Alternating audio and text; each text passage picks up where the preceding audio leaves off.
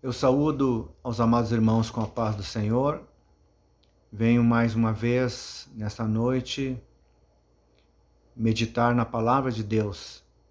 Durante o dia nós passamos por uma série de coisas, acontecimentos, e a gente tem que estar sensível à voz de Deus, porque Deus tem a sua multiforme sabedoria para falar conosco, e nós temos que estar com nossos ouvidos espirituais, com os nossos olhos espirituais atentos para aquilo que Deus está falando conosco, porque tudo tem um propósito. Deus sempre tem algo a nos ensinar, a mostrar durante o dia. Esse é o dia em que nós estamos vivendo. Então, nesse dia que estamos vivendo, nós temos que estar vivendo na presença de Deus. E hoje, ao acontecer algumas coisas que movem o nosso coração, às vezes nos aborrece, e por isso pensamos no juízo de Deus, porque haverá um dia de julgamento de todos, grandes e pequenos, desde aquele que tem um escalão superior até o mais humilde, todos serão julgados diante de Deus. Vamos basear essa meditação, essa noite, na palavra de Deus, que se encontra no livro de Apocalipse, capítulo 20 e o versículo 11, que nos diz: Então vi um grande trono branco e o que estava sentado sobre ele. Da presença dele fugiram a terra e o céu, e não se achou lugar para eles. E vi os mortos, grandes e pequenos, que estavam diante do trono, e abriram-se livros. Abriu-se outro livro, que é o da vida. Os mortos foram julgados pelas coisas que estavam escritas nos livros, segundo as suas obras. Quando se fala nesse livro da vida, isso não é algo somente que está escrito no livro do Apocalipse. Moisés, o profeta Moisés, lá no Antigo Testamento, na sua intimidade que ele tinha com Deus, ele chegou a um ponto que ele começou a interceder pelo povo de Israel. E ele disse: Senhor, poupa esse povo, senão risca o meu nome do livro da vida, demonstrando que ele tinha conhecimento desse livro da vida. Também os discípulos, quando saíram por ordem de Jesus a pregar o Evangelho das Boas Novas, o Evangelho do Reino dos Céus, eles se alegraram, porque os demônios se submetiam a eles em nome de Jesus. Mas o Senhor Jesus falou para eles: não vos alegreis porque os demônios vos se submetem, mas alegrai-vos porque o vosso nome está escrito no livro da vida, está escrito nos céus. Então dá a entender já duas partes da palavra de Deus, e agora no livro do Apocalipse, falando sobre o livro da vida, que cada um que aceita Jesus Cristo como seu único e suficiente Salvador, automaticamente o seu nome já é escrito no livro da vida.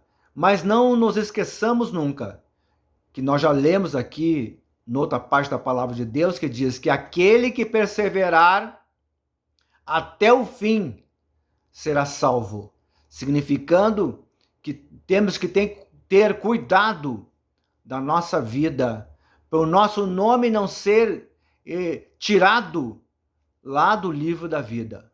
O cuidado que nós devemos ter. Mas o que vai acontecer com aqueles que não estão escritos no livro da vida?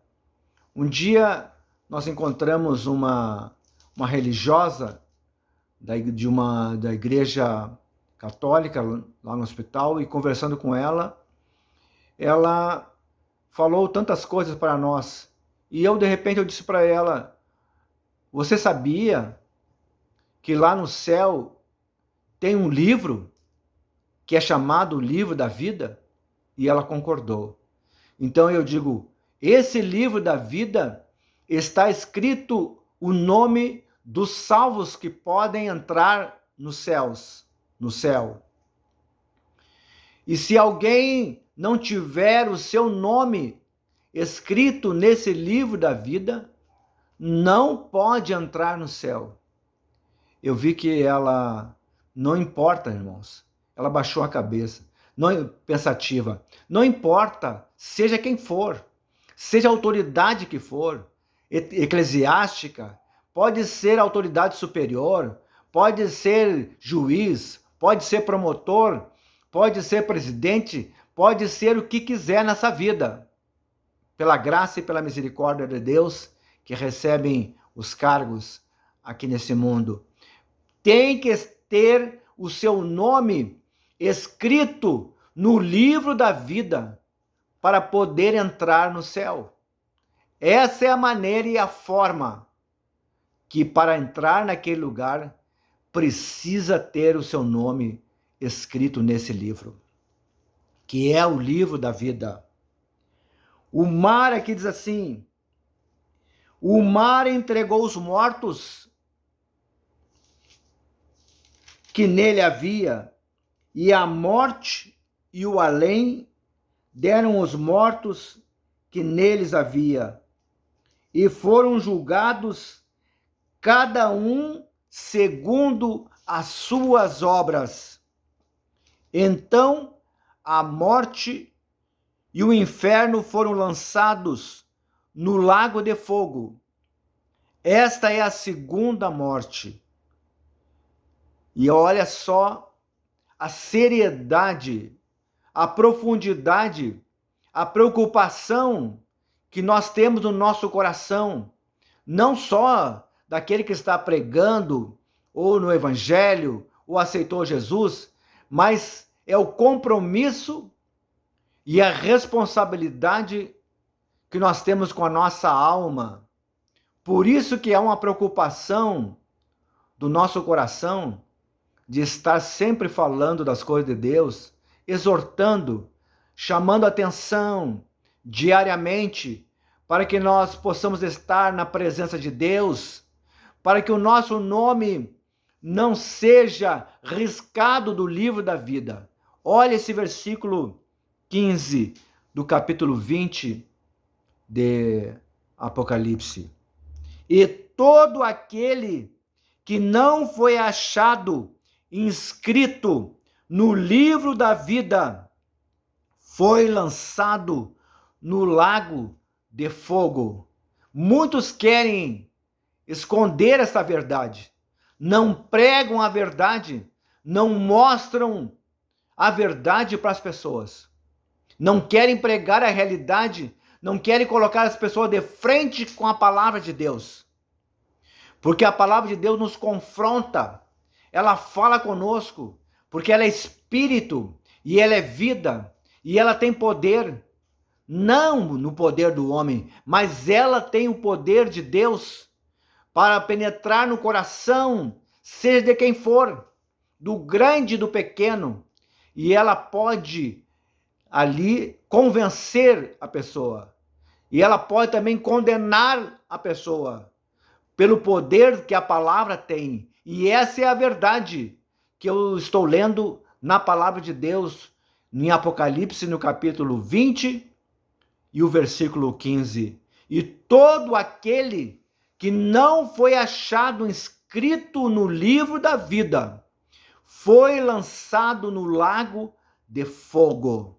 Essa é a verdade da palavra de Deus. Por isso que temos preocupação diária, preocupação todo momento em estar na presença de Deus. Nós queremos nos achar dignos de poder entrar no céu, com uma vida diante de Deus, com temor de Deus. Em tudo aquilo que fazemos, nos preocupamos em dar contas, não para o homem, para aquele que não está nos enxergando aonde nós estamos e o que estamos fazendo, mas nos preocupamos que um dia vamos dar conta diante de Deus. Esse sim sabe tudo o que acontece conosco. E as nossas obras estão escritas nos livros das obras, como lemos aqui. Mas tem um livro que é chamado o livro da vida. Esse sim, ali está o nome dos salvos, aqueles que podem entrar no céu. Tem muitos, irmãos, e é isso que nos preocupa. Tem muitas pessoas que têm até cargo proeminente, cargo superior, e abusam dos pequeninos, fazem até promessas para os pequeninos e não cumprem. E olha só o que a palavra de Deus fala sobre isto, porque na verdade eles estão enganando as pessoas. Eles estão prometendo coisas para fazer para as pessoas e não cumprem as suas promessas. Na verdade, eles estão mentindo. E olha o que a palavra de Deus nos fala sobre os mentirosos. Porque o diabo é o pai da mentira. Ele que vem com engano, ele que vem trazendo palavras bonitinhas para as pessoas, ele vem enganando as pessoas, ou usando um palavreado bem difícil para as pessoas não entenderem. Mas o evangelho tem que ser direto, o evangelho é para as pessoas simples, para poder entender, nós entendermos. Quando nós achamos, ontem nós meditamos sobre isso, quando nós achamos que Deus vai trazer um grande erudito, alguém versado no hebraico, no grego, enfim, nas escrituras, para poder pregar o evangelho. Não! Deus usa as coisas humildes e simples. Porque quando Jesus veio em carne, Deus veio em carne, o Filho de Deus veio em carne, nasceu aqui na humanidade. Quando pensaram que ele viria com grande pompa, quando acharam que ele viria nos palácios com vestes reais, ele veio e nasceu numa humilde estalagem, numa humilde manjedoura. Olha só, eu fico assim maravilhado com o que Deus faz, da maneira que Deus age, para que ninguém, a palavra diz, para que ninguém se glorie diante dele e achar que fui eu que convenci as pessoas com o meu argumento, com a minha retórica, com os meus argumentos. Não, foi o Espírito de Deus que agiu nos corações e nas vidas. Foi o Senhor que fez a obra. Por isso que toda honra e toda glória pertence a Deus. Ele move os corações, ele chama as pessoas, ele faz a obra, ele prepara e ele leva para os céus. Tudo é para ele, tudo é por ele. A glória pertence ao Senhor. Mas nós estamos falando para aqueles que praticam a mentira. Vamos ler aqui em Apocalipse, no capítulo 22 e no versículo 15, aqueles que ficarão fora do céu. Ficarão de fora os cães, os feiticeiros, os adúlteros, os homicidas, os idólatras e todo aquele que ama e pratica a mentira. Então não se engane, aquele que está num cargo superior e promete coisa para as pessoas. Falam que vão fazer isso ou aquilo para as pessoas. Estão enganando as pessoas. No fundo, eles estão mentindo. Eles estão agindo como Satanás age, mentindo para as pessoas, enganando as pessoas, prometendo mundos e fundos para as pessoas, mas depois não cumprem a sua palavra. Isso não faz parte de um servo de Deus. Isso não faz parte de um líder. Isso não faz parte de um homem de Deus. E Deus vai te cobrar. Não o homem em si, mas a palavra de Deus vai te cobrar. Porque aqui diz que aquele que ama e pratica a mentira. Você, quando prometeu uma coisa, você sabia que não ia cumprir, que não ia ter condições de cumprir, você estava mentindo. Então Deus vai te cobrar por isto. Não se engane. Não tem grande e nem pequeno diante de Deus. O grande ali é Deus. O Todo-Poderoso ali é Deus. E toda honra e toda glória para Ele. E todo joelho há de se curvar diante do Senhor e dizer que Jesus Cristo é o Senhor. Agora eu quero orar pelos necessitados, pelas pessoas que estão enfrentando lutas e dificuldades, decepções, as pessoas que andam tristes. Ó Deus Santo, Deus Eterno, a Tua palavra, Senhor Santo, nos chama a atenção, meu Deus, para aquele grande dia, Deus bendito, que o Senhor irá julgar todas as obras dos homens, Deus da glória. Mas eu quero, Senhor, agora rogar por todas aquelas pessoas, meu Deus, que estão esperando na justiça humana, estão esperando nos homens, nas promessas dos homens, Senhor, e os homens não cumprem, meu Deus Santo, as suas promessas, e eles estão, infelizmente, meu Deus, iludidos, decepcionados, Senhor, e necessitados, meu Deus. Mas o Senhor é o Pai amoroso, o Senhor é o Todo-Poderoso, e o Senhor cumpre as suas promessas. Se eles não cumprem as palavras deles, meu Deus, o Senhor é poderoso para cumprir. Olha com o teu olhar de misericórdia, Senhor, para os necessitados, para aqueles que precisam, Senhor, de uma ajuda, Senhor Santo, precisam de uma cura, precisam de uma libertação, ó Deus da glória. Abençoa, Senhor, estas vidas. Olha, Deus bendito dos altos céus, ó Deus, o clamor do necessitado, o clamor, Senhor, do pobre, Deus bendito, Deus da glória, envia os recursos, envia as condições, meu Deus, envia a vitória, ó Pai, envia a provisão, envia, Senhor, o alimento, Senhor Santo, em nome de Jesus Cristo, ó Deus.